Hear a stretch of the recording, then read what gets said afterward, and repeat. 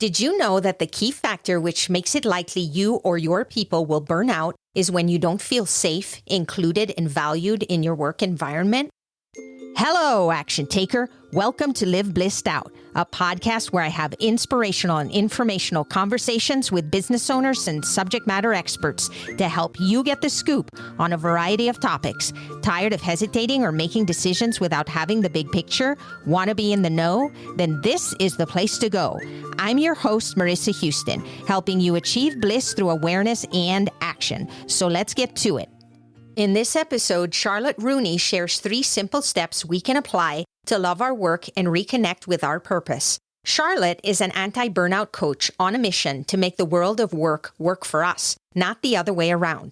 She passionately believes that working for what you believe in should not burn you out. As a former humanitarian aid worker, ex-McKinsey strategy consultant, and fresh from a fast-scaling startup, she now runs her own evidence-based coaching business, helping purpose-driven professionals to create the life-work balance they want and deserve. To learn more, please visit halfmanagedmind.com. The information, opinions, and recommendations presented in this podcast are for general information only, and any reliance on the information provided in this podcast is done at your own risk. This podcast should not be considered professional advice. Charlotte, welcome to the show. Thank you for having me. I'm really excited to be here. Yeah, I'm excited to talk to you too from across the pond because we are international and I don't get a lot of international guests, but when I do, I really enjoy having these conversations. I think that's one of the reasons why I love podcasting so much is it allows us to reach people from everywhere. Typically, we're so used to working with people within a certain radius. Being able to have these conversations with people from all over the world and obtain different perspectives is so exciting. Why don't you set the stage for us, Charlotte, and tell our listeners what we're going to be talking about today? I'd love to. We're going to be talking today about something that is one of my favorite things to talk about in the whole world, and that is how to love your work. And fundamentally, that's because we spend so much of our lives at work, whether you are an entrepreneur and you're working for yourself, or whether you're working for someone else, or maybe you're doing both. You're spending at least, if you're full-time, you're spending 35, 40 hours a week. That's at least half of your awake time every week that you are spending at work. And so I believe that it's just so important for people to know how to love that. And I think what I'm seeing often is, particularly, we've seen with the pandemic, a lot of people have had a moment to kind of reconsider the role that they want work to have in their lives, the way they want to relate to work. And a lot of people have taken a step back and gone, hang on a minute, this isn't what I want. I don't want this to continue in my life, but they're not quite sure what to do after that. I've talked to many people about this before. We live these robotic, very structured lives a lot of times. We wake up in the morning, we have our systems in place. This is what we do every day. And we never experience anything else. And so your perspective is simply, this is how it is. This is how it's done. And then when you get a taste of something different, you broaden your horizons and you say, wow, there's a different option here. Is this better? Is it not? Where do I want to be? And I think that's where a lot of people are, given the fact that they were put in that position, not necessarily voluntarily. Exactly. And it's sort of a bit of a double-edged sword. Of course, the pandemic was terrible in many, many ways, but also provided suddenly for a lot of us this opportunity to reflect from a different position and to ask ourselves these questions of going, well, wait a minute, there's an option that I didn't even think was on the table. I mean, for many of us, the idea that we would work from home or give up commuting or work flexibly, these were just not even available to us before the pandemic. And then suddenly the world of work was turned on its head. And a lot of people started to consider options for themselves that previously they would have just thought, oh, well, I would never be able to do that. You're so on point. Going back to what you said a moment ago, Charlotte, we do feel like we spend a lot of time outside of our families, especially if you're working for somebody else and you're going to that what we like to call 9-to-5 job where you get in the car and you drive 30 minutes to an hour and you get to your destination. You do the same thing coming back and you spend 8 hours, sometimes 10 hours a day. And people need to have a feeling of enjoyment when they're doing that, because if it becomes something that you dread, I think that personally it causes anxiety You go through a lot of different emotions. One of them is anger because you're like, why do I have to go through this? I know I have to put food on the table, but does it have to be so terrible? Like, I don't even want to go to the office. I don't want to work with these people, or I don't want to do these things. And so it's really important, given the fact that we spend so much time doing that we enjoy it. Couldn't agree more. You touched on a couple of points there that are really, really fundamental about like finding that pleasure in work. One of them is definitely the people that you're working with. It's really fascinating that a recent study found that one of the best protective factors against feeling burnt out at work is having a workplace best friend. So it's really, really important that you can find good people to work with. And the other one that I really wanted to dive into today is feeling like the work that you do is meaningful to you and has a purpose that works for you. That is so true. And we are very strange creatures as humans because we have different requirements from any other living being out there. I guess that was one of the things I wanted to ask you is, why do you feel that people need to have that purpose and belonging in their lives? Why does it matter so much? Why can't we just say, it is, I'm here and I'm doing this and this is enough? We're always seeking that. And I'm curious as to why that is. Yeah, it's a really good question. So I think there's a couple of sort of separate things there. One of them is that it is a basic human need to feel a sense of belonging. And by that, I mean kind of belonging to a group that is bigger than us. And the prevailing theory that I tend to hear is usually based around evolutionary psychology and the idea that humans are social creatures. We evolved from apes that live in big family groups. We then became, hunter-gatherers. We lived in tribes. And essentially, if you were not accepted by your tribe, then you were really at a pretty big risk of not surviving, because as a baby, as a small child, you need to be taken care of. You need someone to keep you warm, to feed you. As you get older, if you get ill, you need people to take care of you. If you are having your own children, you need people to take care of you. So we need that social structure around us to survive. And our brain was formed during this period. And our primitive brain, the sort of the oldest part of our brain, hasn't quite caught up to the fact that actually now, if I'm by myself, I can get on Deliveroo to get food. It still thinks if I'm by myself, I'm going to die, I'm going to starve, I need to be in part of this bigger group. And so I think that's where the sort of the sense of belonging comes from. The purpose piece is a bit interesting because I think that is the one where we really do feel really quite separate, because we don't know whether or not chimpanzees sit around wondering about the purpose of their life, but it's definitely something that humans do. It gives us a connection to something greater than ourselves. So not only are we connected to a group, but we're also striving for a reason. And if you're doing something that you believe in, something that's important to you, then when things get tough, that's like an extra well of resilience that you can draw on. And see, I never thought of either of those that way. So you're saying that from the belonging standpoint, it's really a survival mechanism that's built into us. And in today's world, we may not necessarily need it like we did back then, or like a lot of other animals and creatures in the world need it. But at the same time, it's instinctual. It's there because, to your point, if you don't belong, then you tend to be shunned and you don't have the support and the resources that you need to survive. But then from the purpose standpoint, it makes us very, very unique from that perspective, because what is purpose in reality? It's really our perspective of what we feel we want to contribute and what matters to us, isn't it? But somebody else might think of our purpose as not really significant. It definitely can be. I mean, your purpose has to make sense to you. And because, again, we're social creatures and we're also brought up to be sociable, it's really, really common for us to want approval from people around us, even for things that we think are our purpose. Like, we want other people to agree that our purpose matters to them as well.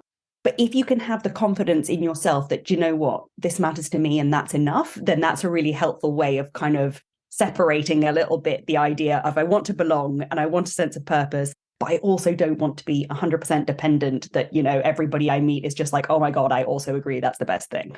Yeah. And I do think that that is where there is a little bit of a disconnect, because when we want to belong, I feel like we're being who we aren't. There's a certain group of people, for example, that we want to connect with, And even though we may not necessarily agree with them, we don't want to ruffle any feathers and we don't want to feel like we are the odd person out. So we turn into chameleons, I guess, is the way I look at it, where it's almost like you behave differently in certain groups just so that you don't stand out as much and people like you more. Definitely. And it's a very, very natural human behavior. So I think on the one hand, it can feel unauthentic to us. And I can completely understand why somebody might not want to do that. On the other hand, it's a totally normal instinctual human behavior to try to converge with the group that you're with. So if you are finding yourself doing that, don't beat yourself up too much. It's definitely something that we all do. And it's something that we're taught to do. Even if you think back to just basically manners, everything you were taught was manners is all about not ruffling other people's feathers. So be kind to yourself if you find yourself doing a little bit of chameleoning when you're in groups and maybe not speaking your complete unvarnished truth in every single space.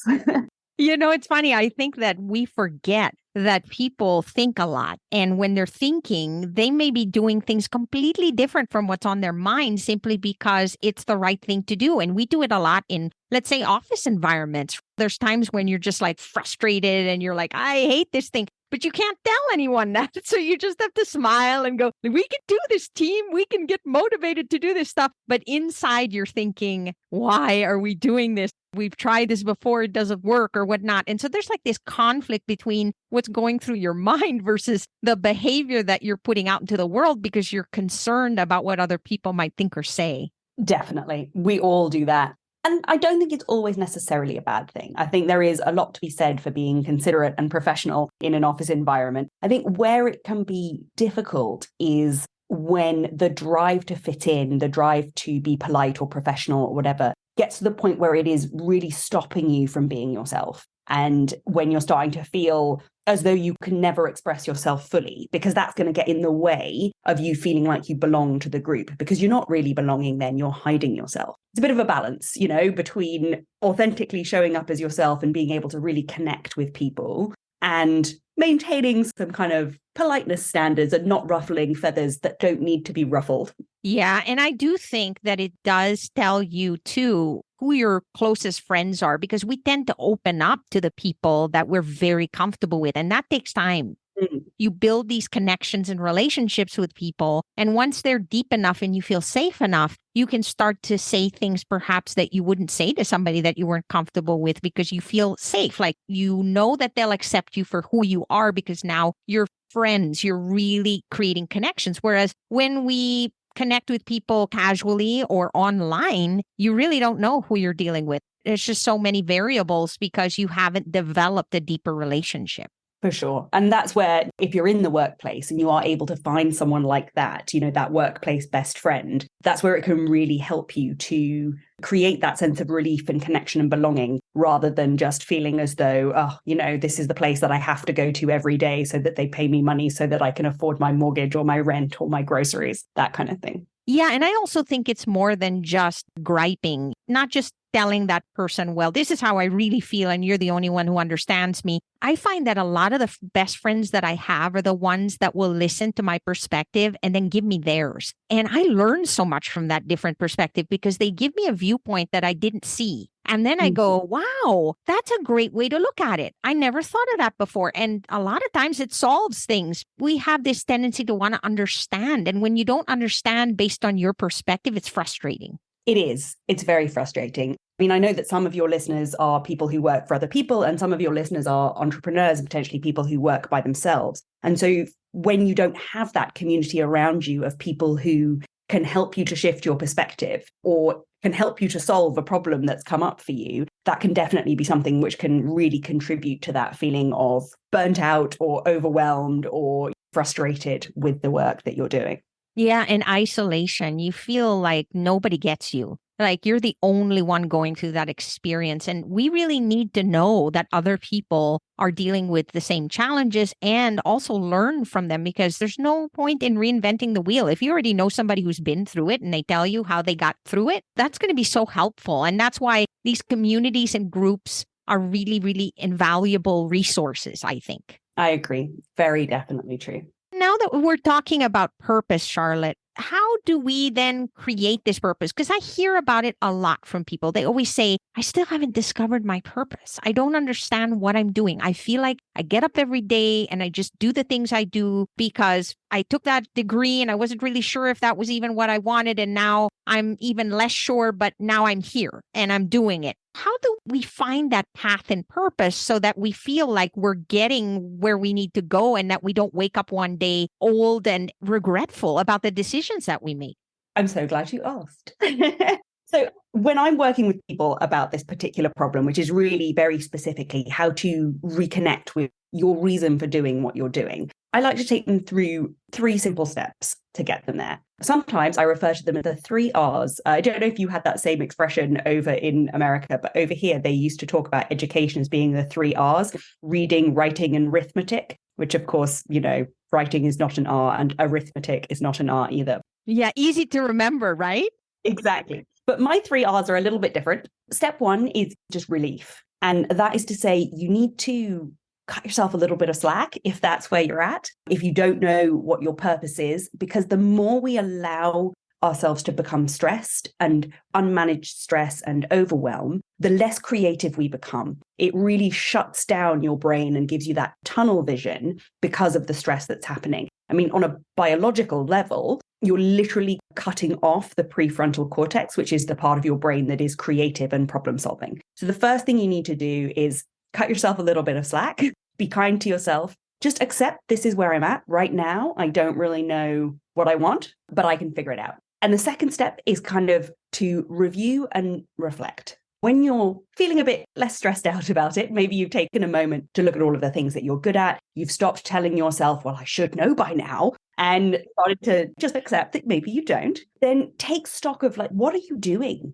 in your work or in your business? How are you spending your time? And I really like people to think here about what are their values? What are their passions? What are their strengths? What are you doing every week or, every month, which you really love, where you're able to enjoy yourself fully? It's a bit challenging, but it's not too challenging. It excites you. It makes you feel good. And what are you spending your time doing that you don't enjoy? I mean, there's a couple of different ways that you can do that. A couple of exercises from positive psychology that I absolutely love. One is called the red and green light activities. And that is literally, what you do this is you go through your week. And when you finish doing something, you give it a red light if it left you drained, negative, not having a good time, and a green light if you're feeling happy and energized and joyful, or you enjoyed it, or you loved the challenge. If anything about it felt positive, you give it a green light. And if you're feeling negative at the end of it, you give it a red light. And at the end of the week, you can look back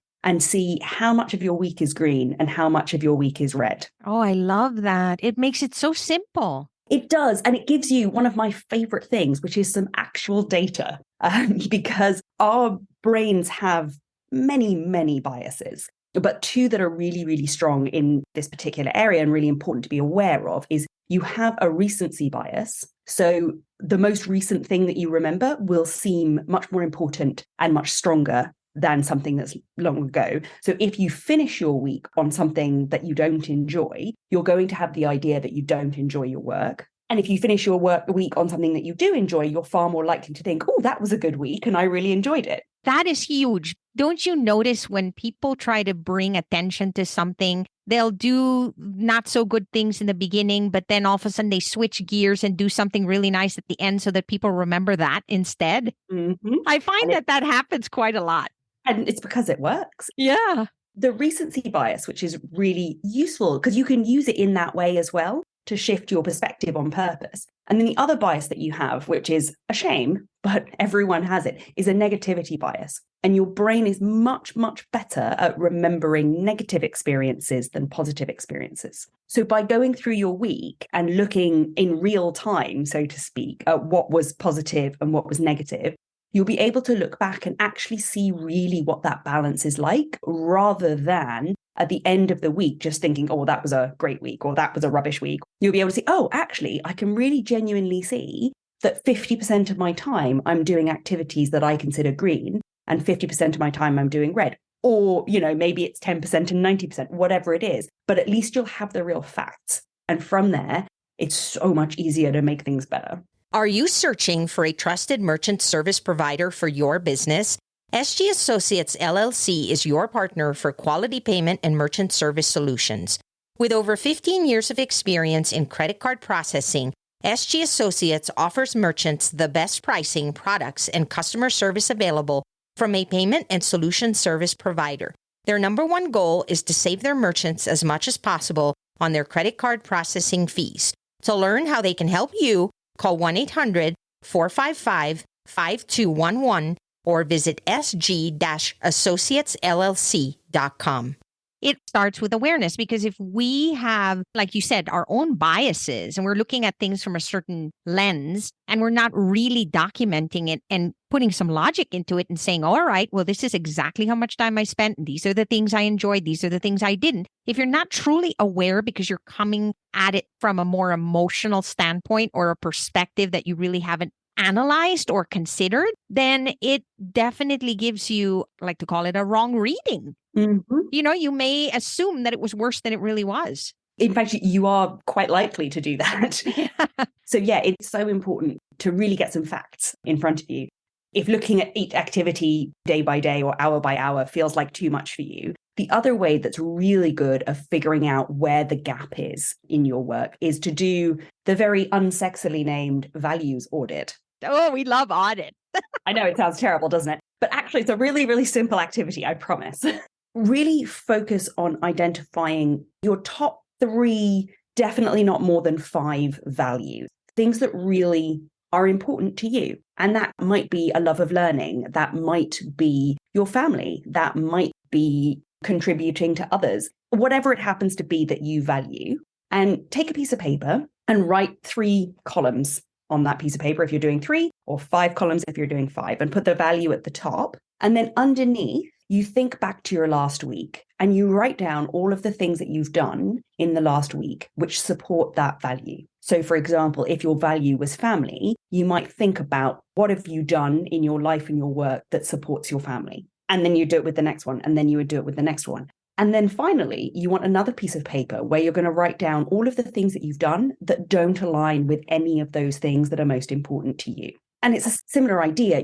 You're going to look at that balance and you're going to ask yourself, do I like that balance? Is that the way I want my life to look? And if the answer to that is yes, perfect. And if the answer to that is no, you've got that data to say, okay, I'm seeing that I'm not giving as much attention in my life to this thing that matters to me. And that is almost certainly contributing to you feeling like you've lost your connection with your purpose, or like something's a little bit off. So simple and yet very effective. Both these exercises you shared have to do with really taking a long, hard look at what it is that you want and what you're actually doing, and do they correlate? If there's a disconnect, then that tells you, okay, well, my family's important to me, but I never spend time with them. So what am I going to do to change that? Precisely. I do have a question that I just thought of as you were explaining all this. I find that there are 2 messages that I've heard about doing what you love, and I'd love to get your perspective on it. Here's what I hear. I get some people saying, look, if you don't like doing something, just pass it on to somebody else. For example, if you hate math and math is required to run your business, then hire somebody that can do those things for you so that you're not put in that position. But then I also hear a different perspective where they say, you need to then learn math. If you don't like it, you need to work harder and learn it so that you can be good at something that you need. Just focus on that thing and get better at it, because all of us are capable of doing that. To me, the concern with that is maybe it's just something you've never been good at, you really don't enjoy, and when you're pushing it, even though you get better, you still don't like it. Then it's almost like being forced to take medicine for the rest of your life that you really don't want to take. Where do you think people should fall? Is it a balance between the 2 where you still should learn a few things, but not necessarily feel like you have to take it over, but just understand it enough? It's a really good question. And I think the answer probably isn't simple and isn't the same for everybody. The first thing that comes to mind when you say that is whether or not you have the ability to outsource something that you don't like doing is often kind of depends on the means that you have available. And for some people, as an entrepreneur, when you're starting out, you might not be able to afford to pay someone to do all the things that you can't do. And so in the beginning, you might have to take that step of, okay, let me figure out how to do it myself, because right now I just don't have the resources to be able to pay someone for that. I would tend to err towards the idea personally of, if it's something that I really don't like, am not good at, I'm not enjoying learning about, and if there's something else that is better for what I'm trying to achieve, better for my business goals, that I could be doing, then it is worth really looking for the resources to try to find somebody else to do that. If you're working in a team, this can be really, really great, because actually, if you get together with a team and have a conversation about, what are you good at? What do you enjoy doing? What am I good at? What do I enjoy doing? Sometimes you can find like really simple swaps of like, oh, wait, can you take this for me? And I'll take that for you. And then everybody's happy. That applies even to your personal life. Let's say that you're married and your spouse likes to cook, but they don't like to prepare the meals. Like they don't like to do mise en place, cutting all the pieces, getting everything ready. And they're not even interested in keeping the kitchen clean. They just like cooking. And then the other person is the opposite, hates cooking, but loves to do all the prep. So now you've got this perfect partnership where one person can worry about the one side and the other does the other. And then it becomes a nice teamwork and everybody's happy. That is the dream, isn't it? Yeah, right. You find that complementary personality and sort of set of tastes. It is true as well, though, that if you are going to outsource something, particularly in business, if you're going to pay somebody else to do a job for you, I think it can be really helpful to have a basic understanding of what it is, just so that you can be sure that the person that you're outsourcing is doing what you need them to do. Absolutely. It's a bit of a tricky one. I just don't think there's necessarily always a right answer. But I do think that it kind of comes back to my first sort of step. Make sure you just be kind to yourself as you figure this out. And if you are having to learn something that you're not very good at and you're really struggling and you would much rather somebody else did that, but that's just not available to you right now, that's okay. Accept that that's what's going on right now. Do your best. Don't beat yourself up by thinking, oh, I should be good at this. I think that's such a harmful thought process. To think, I should be doing this better than I'm doing it. This should be different. I think it's Byron Katie, and I hope she will forgive me when I get this quote not quite correct. But she said something along the lines of, when we argue with reality, we lose, but only 100% of the time. The reason I asked you that question, Charlotte, is because that's basically our childhood. When you're going to school, they tell you have to know all this stuff. So whether you're learning history, whether you're doing math or science, we have to learn the things that we really just struggle with from day one. And then we have this thing in the back of our minds going, I'm terrible. I'm not good enough because look, my classmate is really good in math and science and I don't like it. I never have. And so what's wrong with me? And so we're at a very early age programmed to say, you know what? It doesn't matter that I don't like it. I need to learn it because that's what our teachers tell us in school. And so as adults, when now we have the opportunity to say, listen, if I'm not good at that, I learn enough to get by and do what I need to do. But then eventually I can reward myself by outsourcing it to an expert. It's kind of a paradigm shift, don't you think? Because we've been so programmed from a very early age to say, you shouldn't hand it out. You should just get better. You should improve in all areas. And that's kind of a tall order, I think. Oh, definitely. It absolutely is. And I think it's also something that outside of education, a lot of businesses and certainly a lot of kind of modern theories are really moving away from that. So you get more of the kind of strengths-based theory, which would say, lean into what you're good at. I used to work for a management consulting firm. And one of the things they used to say was, find out what you're good at. They would call it your spikes. So if you are really great at the detail-oriented accounting side of things and you love it, then lean into it, do that. And you don't really like big picture strategic thinking, find someone else who does. Or if you're working with somebody else and, you love meeting new people, you love connecting with clients and explaining and what you can do and how you can help them and seeing their vision, but you really don't enjoy writing the proposal afterwards, then being able to kind of lean into what you're good at and find somebody else to fill in those gaps, it does overall make everybody happier because they're spending time doing the things that they're good at. But also it's going to make your business more efficient. I think that's sort of the third step. So once you've started by relieving the stress, stopping arguing with reality, then you've taken the step and the time to review, reflect, gather some data. So you really can see, okay, what's actually going on here? Why am I feeling as though I don't love my work? What's the problem in inverted commas? Then the third step is to renew what you're doing and renew your focus on what works for you and start putting those changes into practice. So focus on the work which lights you up and reduce as much as you can with whatever strategies that you have, the work that doesn't. Maybe change your goals if you need to. If you're in your own business, sometimes you have that facility to say, hang on a minute, even my goals in my business don't really align with my values. Maybe I need to shift those goals. If you're working for someone else, you may not have as much flexibility to realign your goals, but it's worth potentially having those conversations if you can. Are you looking for that one-of-a-kind personalized gift that can't be bought at an online or physical store? Second Spindle is a small business in Colorado specializing in wood artisanship.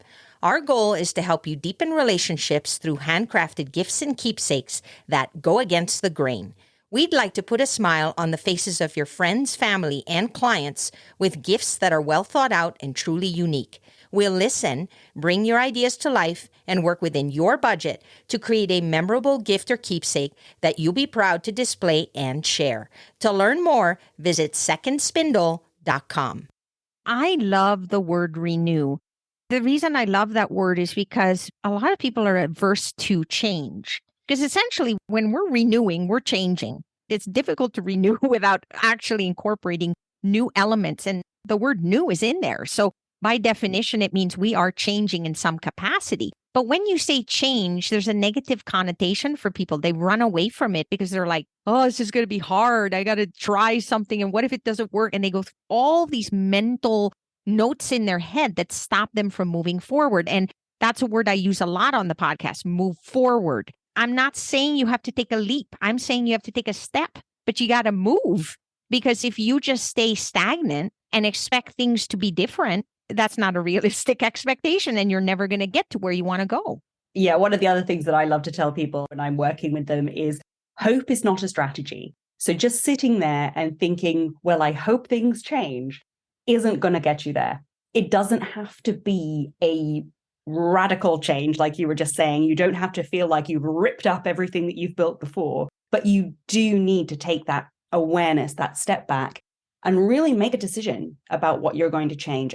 And then renew your relationship with your work, renew the goals that you work towards.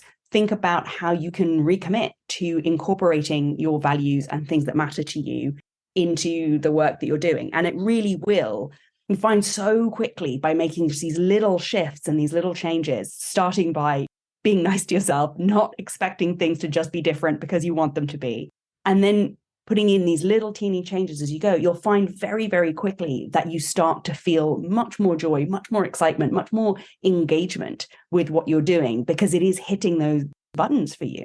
Oh, absolutely. And I have no idea why people tend to make things more difficult. So if I said, you need to tidy up your house, it becomes this, oh, I got to do every room in the house. Well, why can't you start with one room or even a drawer or a closet? It doesn't have to be that, but I think people just make things into bigger things and then they get discouraged because they're like, oh, that's too much of a task. You know, I'm looking outside the window right now and I'm looking at our tree and the leaves are falling down. Well, the leaves don't fall down in one day. We go through a season. Slowly, little leaves fall down until you get to the point where there are no more leaves. And the same thing happens in the spring. You don't just all of a sudden get leaves on a tree. They start to grow gradually. Life is like that. The universe shows us that everything happens gradually. And I just have no idea why us humans think we have to conquer the world overnight. It is not a helpful thought. There are people who have theories about why we do that. As you mentioned, change is hard. It requires you to do things that you've not done before. It's going to require maybe a little bit of discomfort. Oh, this is new. I'm feeling a bit nervous. Oh, I just want to go back to doing the easy thing. You're not doing this on purpose, but like your subconscious brain is stopping you from feeling that discomfort and using all of that energy because it really doesn't want you to do that. Is by making it massive and saying, rather than I could just start with one drawer. Oh, but then there's this drawer, and then there's 5 drawers, and then I have to do this. And then, well, I may as well just not do that. I'm going to go sit on the couch. Yes, we all go through that. And it's so rampant, Charlotte. It's like I hear it all the time. You've heard the term analysis paralysis. Of course. That's really what it is. Yeah. And I like to think about it as no one's perfect. We're not looking for 100% better tomorrow. But what about 1% better tomorrow? and 1% better the day after that and the day after that. And if you just think about it, like over time, that compounds into such a huge difference. But each little piece was a tiny little step that will take you there. Progress over perfection. And I think that's the other thing that stops us. I don't know why we think that everything has to be just right. I mean, I'm guilty of it too. I say to myself, if I'm going to put this effort in here, I'm going to give it my all and it's got to work out. Then when it doesn't, we call it failure. I switch that now and I call it learning, and I laugh and I go, whoops, I just learned something really cool. Now I'm not going to do that again. Okay. And I just shift gears. But there was a time in my life, and I'm sure many people who are listening right now are thinking the same thing. They're hard on themselves when things don't come out exactly as they expected. The reality is it's part of the process and you have to embrace that. You definitely do. I am sure there are people listening who resonate with that. I know I still find myself from time to time dropping back into that sort of learned behavior that, yeah, if it's not 100% perfect, then it's a failure, rather than looking at it as a learning. And also then that fear of like, well, if I don't think that I'm going to be able to do it perfectly, then I just won't do it because I'm too afraid of failing, because I know that then I'm going to be mean to myself in my head. So I just won't do it and then I can't fail. And it really all starts in that first step that I was mentioning. It starts with learning to give yourself some relief and learning to be kind to yourself, show that self-compassion so that you can kind of remove a little bit of that fear that you're feeling and know that, yeah, things aren't going to work out perfectly sometimes. That is just genuinely, definitely going to happen. But at least I know that when that does happen, I'm not going to make it worse by telling myself that I'm a failure, that I should have known better, that I should have done this. I know that I'm just going to take that, more the view that you were taking, that really compassionate, oops, well, I guess I learned something fun today. Yeah, it's all a free learning experience, isn't it? I mean, that's life in general. Well, let's recap what we talked about. We're talking about the 3 simple steps to reconnect with your purpose. And you have 3 R's that you shared with our listeners. You talked about relief, give yourself some grace. You talked about reviewing and reflecting. So that's kind of analyzing where you're at, where you want to go, what are some shifts you can make. And then finally, renewing, which in essence is change, but in a great way, because it's essentially saying, listen, I get to improve. I get to make things better. How do I want to make that happen? How do I visualize that? And then taking that action, taking those first steps to move ahead. How do you help your clients when they come and want to connect with you and learn about what you do? What are some of the things you help them accomplish? I work with people who have a series of different things that they're trying to overcome. Some people come to me and they are really on the verge of burnout. They're completely disconnected with their purpose in their work and beyond. They're exhausted. They're genuinely no longer finding any joy in anything at all. And I take them through those 3 steps so that they can bring themselves back from that brink, be able to recover and re-find their joy, whether it's, in the job that they are in or sometimes finding a new job. Other people, it's more that they just don't love it anymore. They're still working for something that they believe in, but somewhere along the way, they've lost the joy in that. And I help them then to uncover what is it that has changed in the way that you are thinking and relating to the work that you do, which means that you feel disconnected from the mission of the organization that you work for, whether that's your own organization or someone else's. And we do that through a combination of positive psychology coaching. So those 2, the red light, green light activity and the values audit, those are positive psychology exercises. I also do mindset coaching with people, and that's a lot where that relief step comes in. And the final piece is a piece that's sort of based in physiology and somatic experiencing, which is how do you give yourself that comfort when things get uncomfortable? Because they do get uncomfortable when you're trying to change. It's absolutely going to happen. And so it's making sure that you feel really able to protect yourself, able to soothe yourself so that you can gently try something new, feel a little bit stretched, feel a little bit uncomfortable, but then comfort yourself so that you feel excited to do it again rather than afraid. Oh, that is so helpful. How do they get a hold of you and learn more about the services that you offer? The easiest way to find me is on LinkedIn. My profile is Charlotte-Rooney-Coach. I am really active on that. If you just send me a message on LinkedIn, I will come back to you pretty fast. You can also find me on my website, which is halfmanagedmind.com. You can find me on Instagram at I am Charlotte Rooney, but that's mostly going to be pictures of my cats. So it really depends on whether or not you want to look at that. Yeah, that's still kind of fun. They get to know more about you on a personal level. So true. Thank you for taking time out of your busy day and share these things with us, because I feel like so many people are hard on themselves, Charlotte. They feel frustrated. They don't understand what's wrong. Something is just off and they don't know how to resolve it. It's nice to know that there are people like you who can help them, and that there are steps that they can take to get out of that rut, so to speak, so that they feel like they're going back to the purpose and belonging that they're seeking. Absolutely. The important thing to remember if you are feeling like that is you are not alone. This happens to all of us at some point. And it really is something that you have far more control over than you might think.